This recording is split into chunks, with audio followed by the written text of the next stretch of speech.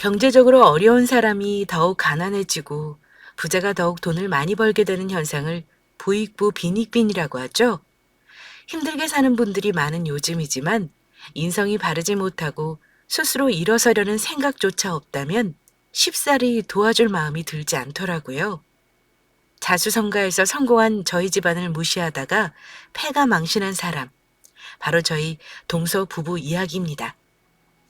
은혜도 모르고 날뛰다가 결국 꼬리를 내리게 된 시원한 사연을 지금부터 들려드리겠습니다. 아무리 피를 나눈 형제 사이라도 성격이 다르고 생김새가 각각 다른 것처럼 사는 모습도 제각각이라는 생각이 듭니다. 저희 남편에게는 남동생이 하나 있는데 둘의 사는 형편이 꽤 차이가 납니다. 넉넉하지 않은 형편이라 둘 다 없이 시작하긴 했지만 작은 식당부터 시작해 제법 큰 프랜차이즈 고깃집 사장이 된 저희 남편은 아주 부유하진 않아도 부족하지는 않게 지내고 있었는데요. 여기까지 올라오기까지 정말 우여곡절이 많았습니다. 고등학교만 졸업한 남편은 집안 생활비를 보태기 위해 중국집 배달부터 보험 설계사까지 정말 안 해본 일이 없을 정도였는데요. 22살이라는 이른 나이에 남편을 만나게 된 저는 당시에 한숨만 나더라고요. 돈이 없는 건 그렇다 치고 저렇게 미래에 대한 계획도 세우지 않고 부모님 뒷바라지만 하다가 인생이 끝날 것 같더군요. 그래서 남편에게 매달 집에 드리는 생활비를 반 정도로 줄이고 적금을 들자고 제안했습니다. 저기 오빠, 내가 이렇게 말해서 정말 미안한데 오빠 지금처럼 살다간 평생 부모님 뒷바라지만 하다가 끝날 것 같아. 그래서 말인데 부모님 생활비 드리는 거 조금만 줄여서 적금이라도 하나 만드는 건 어떨까? 지훈아, 나도 그걸 생각 안 해본 건 아닌데 아버지는 지금 동생 대학 등록금 되는 것도 빠듯하실 거야. 근데 나마저 생활비를 덜 드리겠다고 하면 힘드실 것 같아서 그렇지.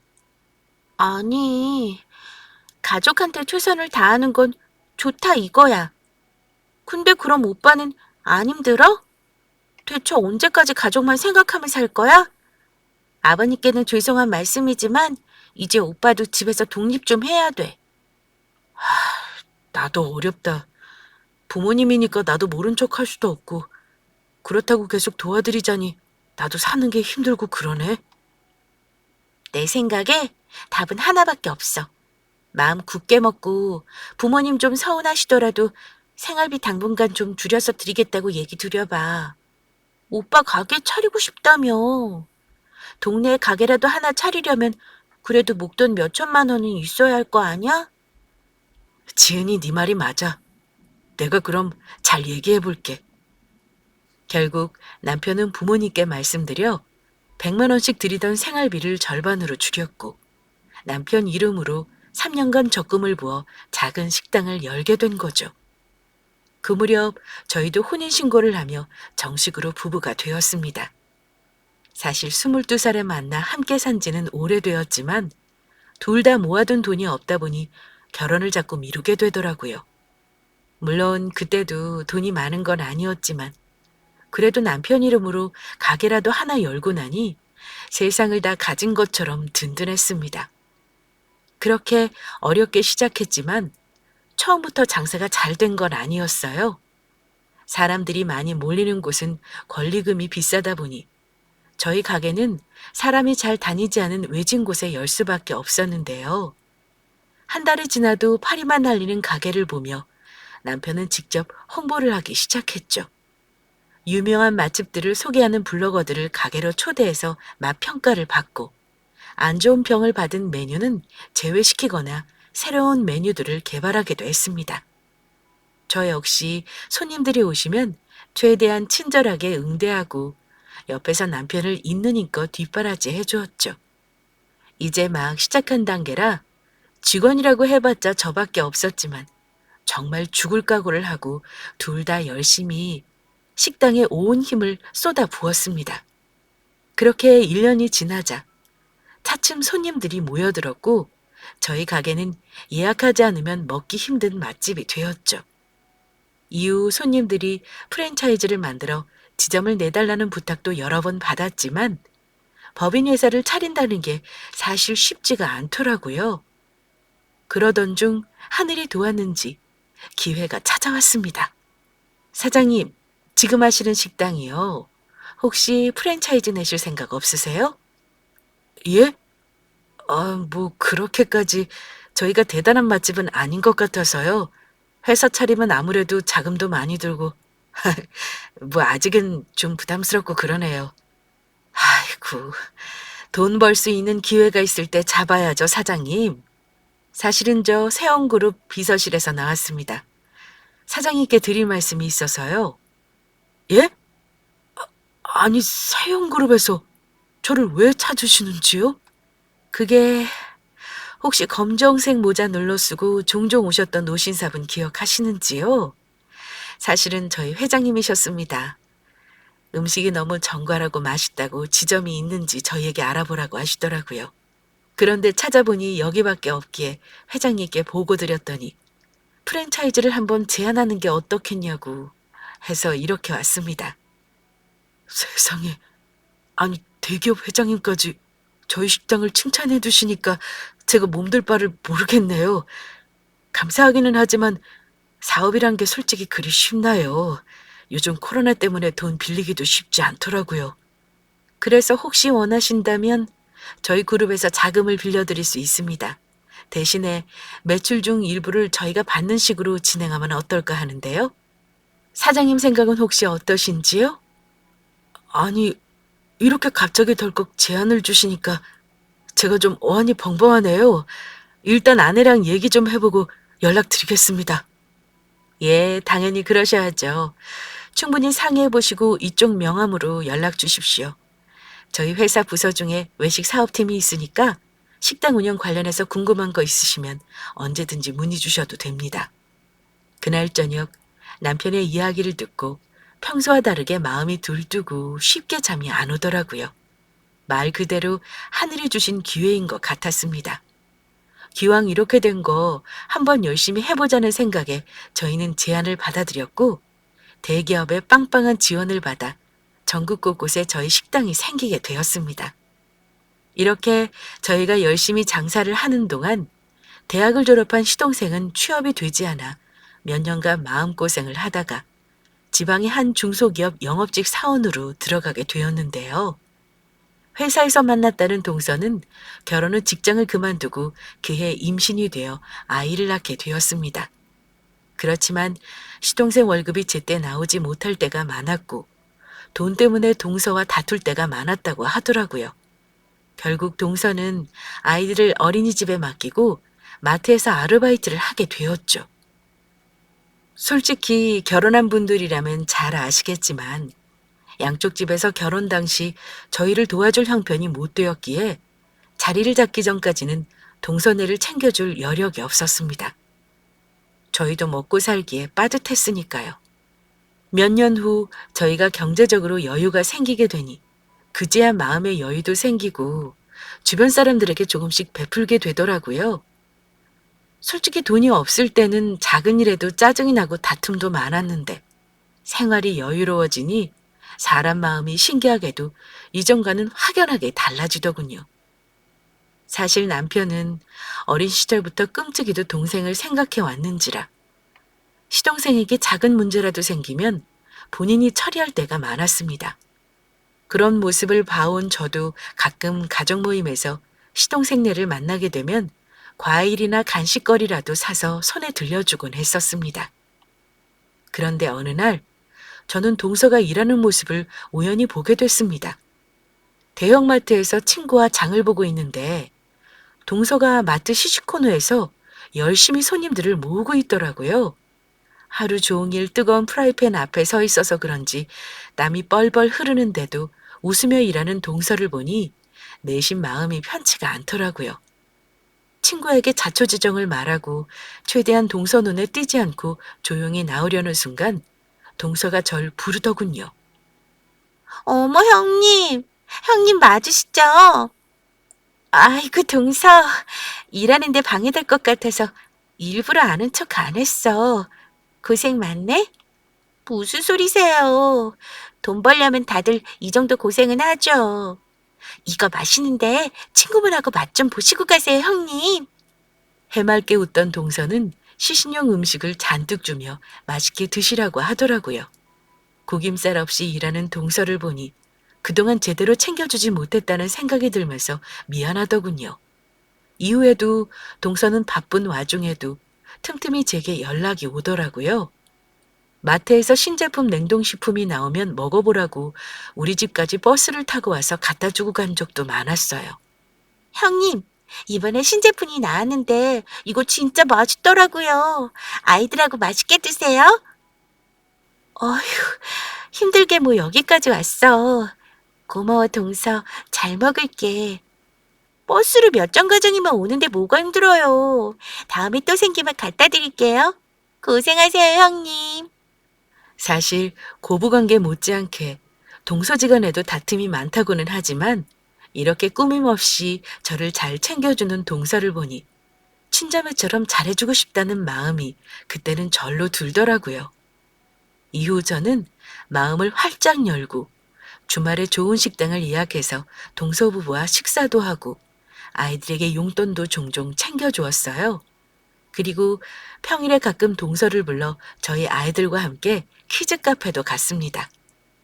동서의 형편이 어려운 것을 알고 있었기에 비용은 제가 다 냈고요. 키즈 카페에서 동서 아이들이 너무나 좋아하는 모습을 보고 그러더라고요. 아이들이 저렇게 좋아하니 당연히 엄마로서 자주 데리고 오고 싶지만 형편이 먹고 살기에도 빠듯해서 자주 데려가지 못해 속상하다고요. 그리고 잠시 머뭇거리다가 이러더군요. 사실 남편이 아직 일자리를 구하지 못해서 자기가 일을 하나 더 해야 할 것 같다고요. 솔직히 형님 부러울 때가 많아요. 저희는 아직 남편이 일을 못 구해서 하루하루 생활이 빠듯하거든요. 아, 그래. 난 직장 다니시는 줄 알았는데 관두셨구나. 동서가 어깨가 무겁겠다. 어쩔 수 없죠, 뭐. 그 사람 일자리 구할 때까지는 제가 알바 하나 더 해보려고요. 전 그때 깜짝 놀랐습니다. 동서가 마트 아르바이트 하는 건 알았지만 시동생이 퇴사한 줄은 몰랐거든요. 퇴직 후 백수가 된 지 6개월째라고 하더라고요. 그 이야기를 들은 저녁, 저는 남편에게 시동생이 취직을 할 때까지 동서에게 생활비를 좀 주는 건 어떠냐고 물었죠. 동서네는 아이가 둘이라 교육비며 여기저기 돈 들어가는 게 많을 텐데 동서 아르바이트 번 돈 가지고는 너무 힘들 것 같다면서 말이죠. 여보, 동서네 말이야. 혼자서 애들 교육비며 생활비까지 다 된다는데 너무 안쓰럽더라.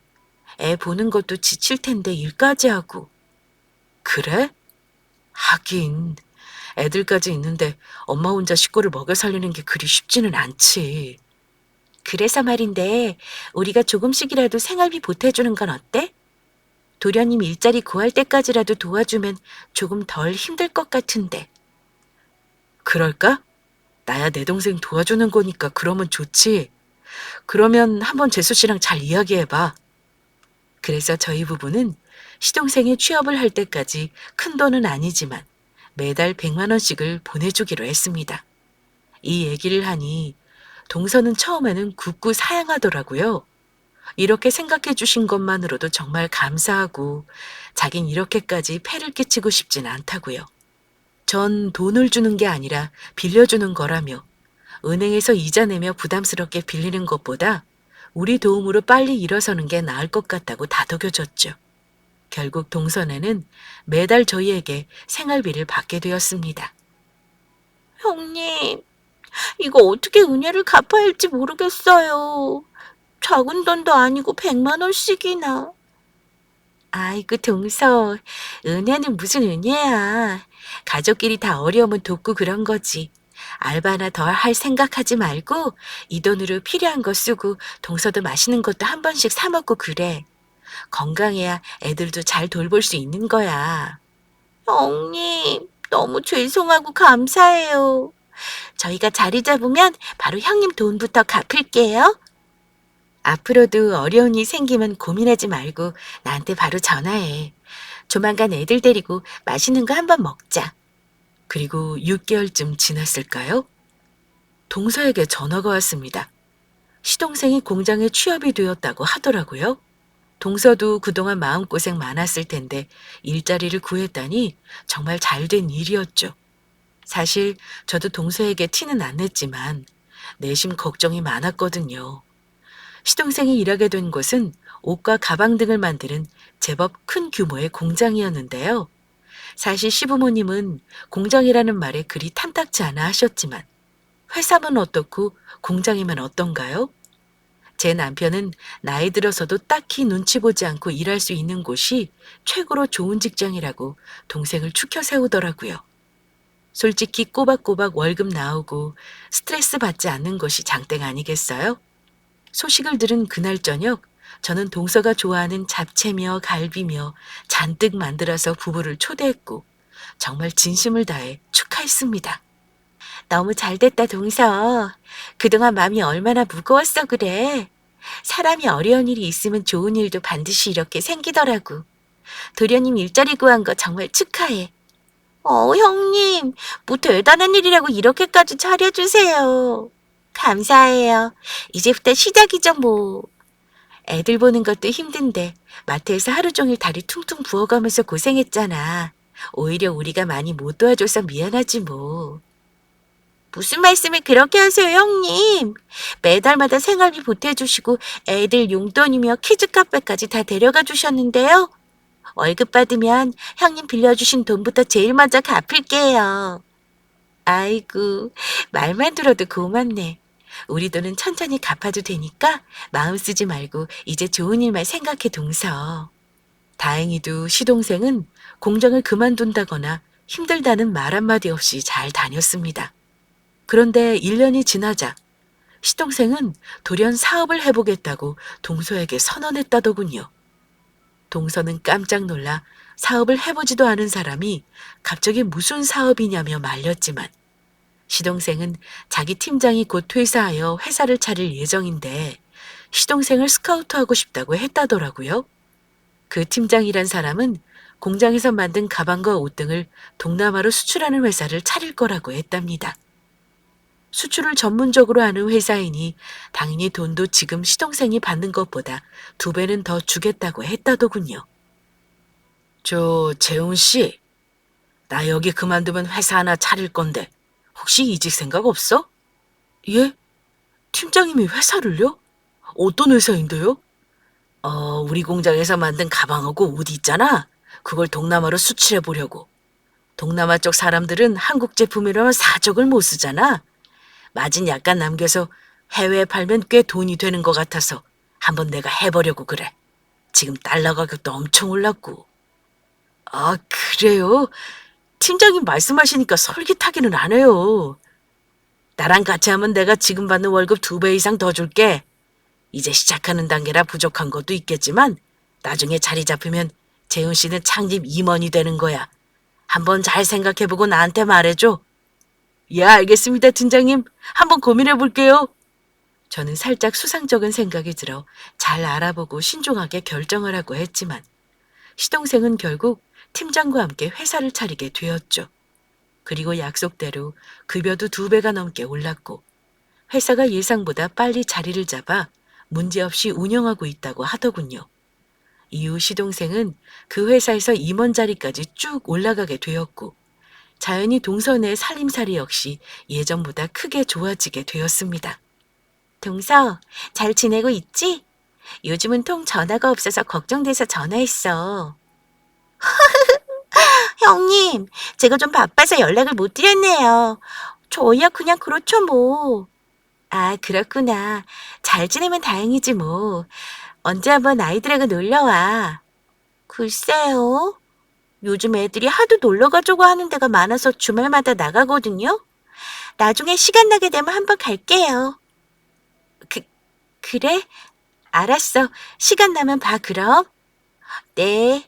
근데 형님도 집에만 계시지 마시고 좋은 곳도 좀 다니고 하세요. 인생 짧잖아요?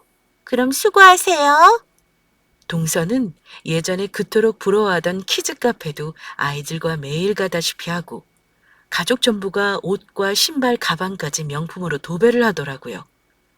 처음에는 동서가 아이들에게 돈을 쓰는 것을 보고 그동안 많이 해주지 못했으니 그럴 수 있다고 생각했지만 시간이 지날수록 좀 과하다 싶더라고요. 옷 한 벌 사주는데 수십만 원씩 쓰는 건 기본이고 잠깐 다니는 유치원도 한 달에 100만 원이 훌쩍 넘는 곳으로 보내더라고요. 솔직히 저희가 그동안 빌려줬던 생활비도 아직 다 못 갚은 상황이고 아직 동서네가 월세를 살고 있었던 터라 제가 한번 좋게 이야기를 했죠. 형편이 나아져서 돈 쓰는 건 좋은데 앞날을 생각해서 내 집장만 하려면 이젠 조금씩 저축해도 해야 하지 않겠냐고요. 그러니 동서가 떨떠름한 표정을 짓더군요. 동서, 요즘 동서 마음이 편해 보여서 참 좋아. 그런데 동서는 이제 슬슬 내 집장만 생각해야 하지 않아? 그러려면 저축도 조금씩 하는 게 좋더라고. 아, 그렇죠. 저희도 뭐 아직은 월세니까 돈 모으긴 해야죠. 알아서 잘 계획하고 쓰고 있으니까 너무 염려하지 마세요. 걱정 안 해주셔도 돼요. 그럼. 잘하고 있는 거 아는데 괜히 내가 오지랖 부렸지? 미안해. 아니에요. 그럼 전 바빠서 이만 가볼게요. 전 동서의 표정을 보고 아까 내가 괜한 말을 했구나 싶었지만 이미 내뱉은 말이니 어쩌겠어요? 손윗사람이 오지랖 한번 부렸구나 하고 넘어가 주기를 바랬지만 아니더라고요. 그러던 어느 날 잊지 못할 사건이 생겼습니다. 제 남편 생일이라 시동생 부부와 시부모님이 저희 집에 오게 되었는데요. 역시나 아이들 옷은 명품으로 쫙 빼입고 왔더라고요. 다 함께 삼겹살을 구워 먹고 술도 한잔 하게 되었는데 동서가 형님 집 좀 구경하고 싶다고 해서 그러라 했죠. 이 방 저 방을 둘러보다가 동서가 크게 웃는 소리가 들려 궁금해서 가보니 동서가 제 가방을 들고 있더라고요. 얼마 전 제가 길에서 산 작은 핸드백이었죠. 시장 물건이라 저렴하긴 하지만 디자인도 예쁘고 색상도 제가 딱 원하는 거라 종종 메고 다니는 거였습니다. 아니 동서, 이 가방을 들고 왜 그렇게 웃어? 뭐 좋은 일 있어? 형님, 이거 피사 짝퉁인 거 아시죠? 짝퉁도 뭐 이렇게 다 티나는 걸 들고 다니세요.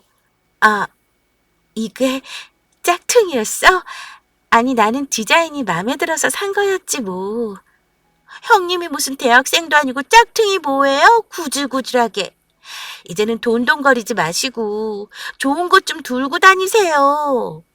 이런 거 들고 다니면 아줌마들이 창피하다고 같이 안 다닐걸요? 아니, 내 돈 주고 내가 메고 다니는 건데 뭐가 창피해. 그렇게 생각하는 사람들이면 얼굴 안 보면 되는 거지. 참나, 짝퉁인 거 이제 알았으니까 줘. 그거 안 들고 다닐게. 솔직히 전 명품 가방 디자인이 어떤 건지도 잘 몰랐거든요. 동서가 이걸 보라면서 제게 핸드폰에 찍힌 명품 가방 사진을 보여주는데 제가 시장에서 산 가방하고 꽤 비슷하긴 하더라고요. 뭐 명품 가방을 메고 다니는 사람이라면 짝퉁이라고 생각할 수도 있겠지만 아무것도 몰랐던 전 한순간에 바보가 된 기분이었습니다. 시부모님과 시동생 남편까지 있는데 그 앞에서 짝퉁 가방인 줄도 모르고 좋다고 매는 형님이 너무 안 됐다는 말을 하는 걸 보니 기분이 많이 상하더라고요. 제 남편도 제가 당황하는 걸 알았는지 색깔만 똑같고 디자인이 약간 다른데 짝퉁은 아니지 하며 제 편을 들어주더라고요. 옆에 계시던 시부모님도 맞다 하시고요. 동서는 자기 빼고 다 가족들이 제 편을 드는 것 같으니 기분 나쁜지 아무 말도 안 하더라고요. 속으로 좀 고소하긴 했죠. 그러더니 저녁 시간이 되자 너무 피곤하다며 자리에서 일어나서 먼저 가보겠다고 쌩하니 가더라고요.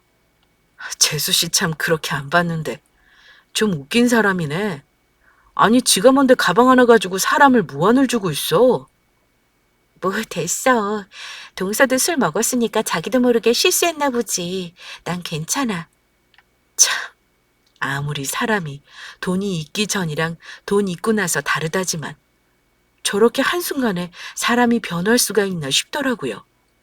더 이상 동서는 시시코너에서 열심히 땀 흘려 먹어보라고 권했던 예전에 순수했던 사람이 아니었어요.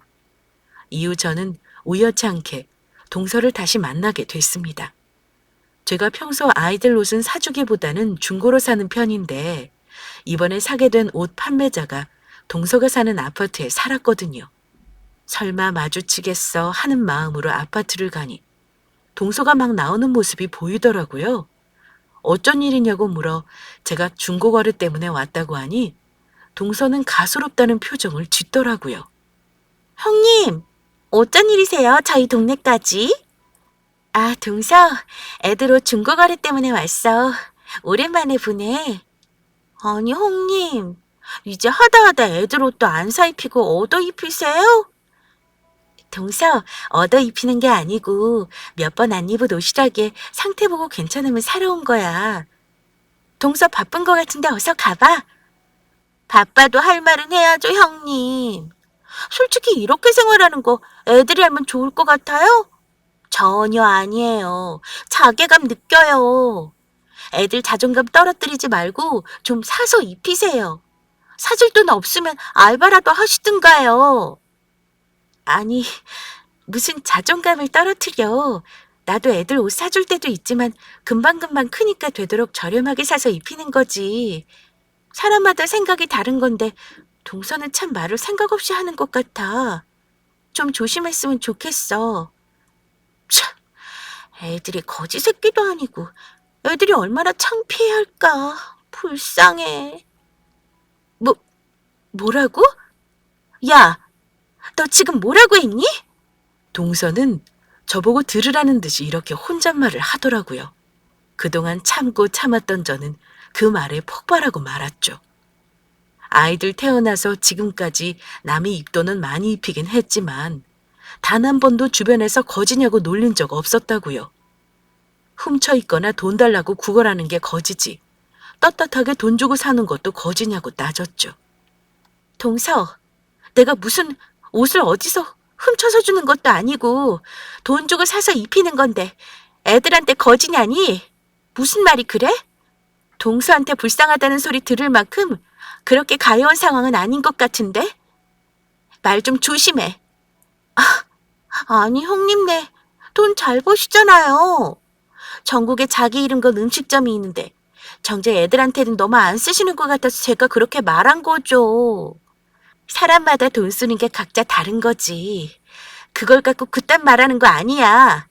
동서처럼 명품으로 떡칠하는 사람도 있는 거고 노후 대비해서 건물 사고 집 사는 사람도 있는 거지. 내가 언제 동서한테 돈 쓰는 거 갖고 뭐라고 한 적 있어? 없잖아. 명품으로 떡칠을 해요? 제가 언제 그랬어요? 다 참, 애들 기죽이기 싫어서 몇 번 좋은 옷 입힌 거 가지고 너무 그러시네요. 내가 동서를 좀 오래 봐왔잖아. 내가 속에 있는 얘기까지 다 한번 해볼게. 아니에요. 알았어요, 형님. 그만 진정하세요. 저도 이제 더 이상 얘기 안 할게요.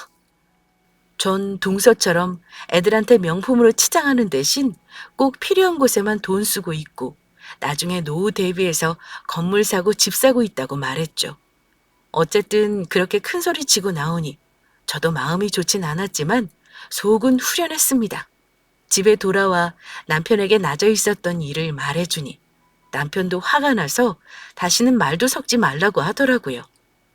마음 같아서는 여태까지 빌려줬던 생활비 다 달라고 하고 싶었지만 하나뿐인 남편 동생이니 그것만은 참기로 했습니다.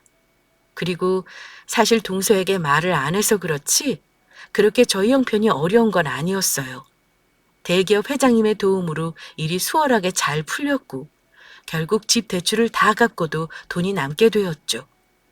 그 돈을 잘 모아서 저는 공동명의로 작은 상가도 사게 되었는데요. 매달 나오는 상가 월세만 300만 원 정도가 되었지만 동서에게는 말하지 않고 있었습니다.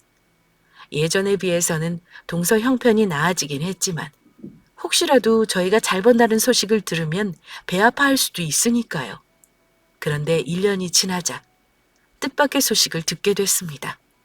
동서에게 시동생이 경찰에 잡혀갔다는 소식을 듣게 된 겁니다.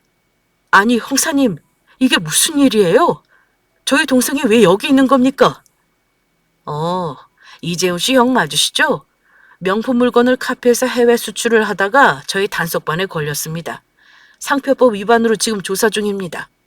아니 세상에 이럴 수가. 게다가 지금 동생분은 회사 돈 횡령 혐의도 받고 있어요. 횡령한 자금으로 불법 도박한 혐의를 받아서 그것도 같이 조사 중입니다. 형, 미안해. 와이프한테 내 대신 연락 좀 해줘. 깜짝 놀란 저희 남편이 경찰서에 달려가서 자초지정을 들어보니 시동생이 그동안 해왔던 일이 공작 물건을 수출하는 게 아니라 명품 가방과 옷을 교묘하게 카피한 짝퉁 물건들을 받아다가 해외로 수출하는 일이었더라고요. 뉴스에서 간간히 짝퉁 물건을 수출하다가 걸린 얘기는 들었지만 시동생이 그럴 거라고는 정말 상상도 못했습니다. 결국 시동생 회사는 주변 사람의 신고로 경찰에 압수수색을 당했고 결국 시동생과 회사 대표는 상표법 위반으로 감옥까지 가게 되었습니다. 처음에는 변호사까지 동원해서 어떻게든 감옥살이는 안 하게 하려고 했지만 회사 돈을 횡령해서 몰래 불법 도박까지 했기에 빠져나갈 구멍이 없었습니다. 결국 감옥에 간 시동생 대신 동서가 다시 가장이 되어 아르바이트를 하게 되었죠. 이후 동서는 저에게 수시로 전화가 와서 돈 좀 빌려주면 안 되냐고 하더라고요. 생활비 말고도 대출받은 게 꽤 되는데 매달 200만 원씩만 보태주면 나중에 꼭 갚겠다고요. 나중에는 저는 지난번에 동서가 제게 막말한 것도 있고 해서 단칼에 거절했습니다. 형님, 지난번에 형님 화나게 해드려서 죄송해요. 저 반성하고 있어요. 왜 전화한 거야, 동서? 돈 빌려달라고 하려고 그래? 염치 없지만 맞아요.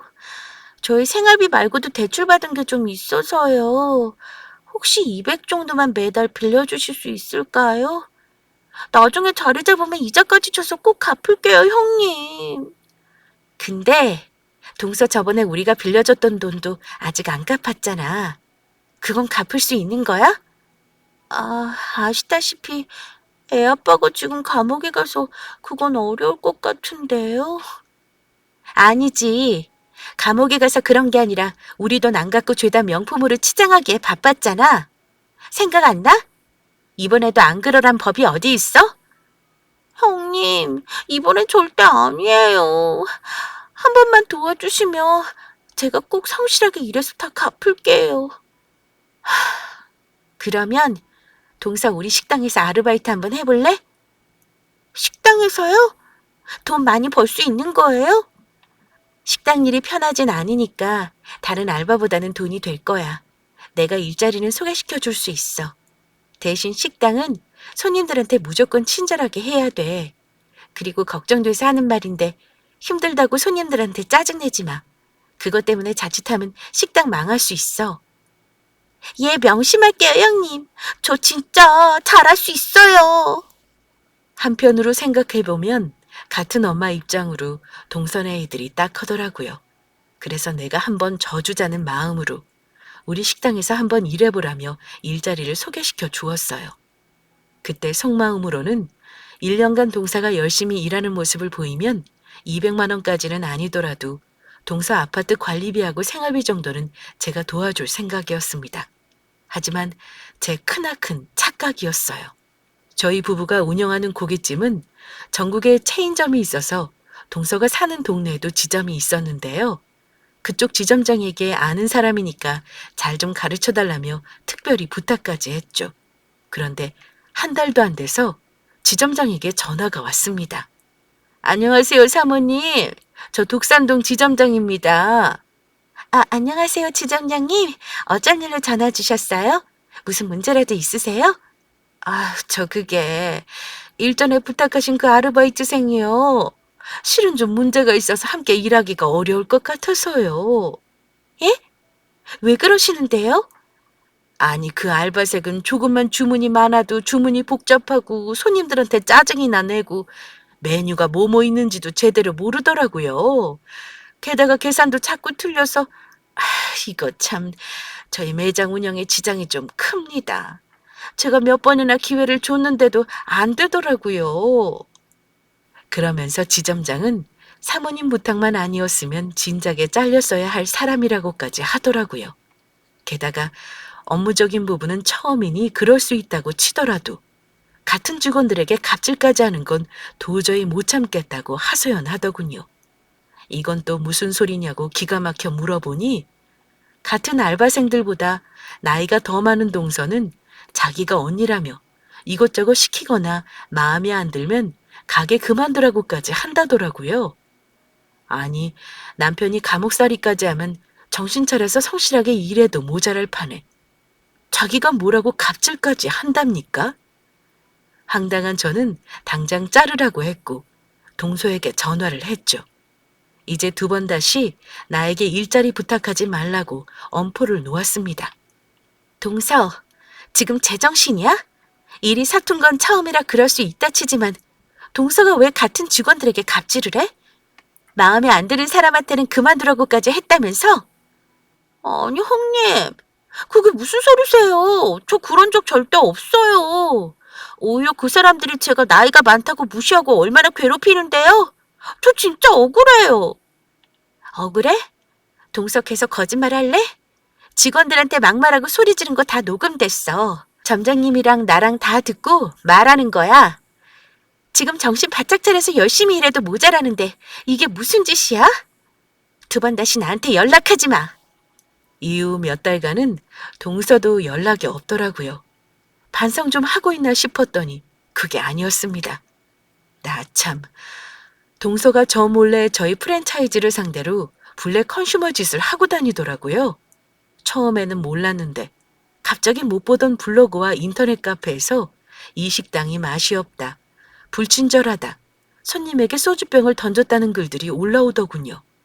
처음에는 내가 식당 관리를 잘 못하고 있나 하고 심장이 덜컥 내려앉았지만 이런 곳이 점점 늘어나다 보니 이상하다 싶더라고요. 그래서 유명한 업체에게 의뢰해 저희 프랜차이즈를 욕하는 사람 IP를 추적해 보았더니 동서의 집이 뜨더군요.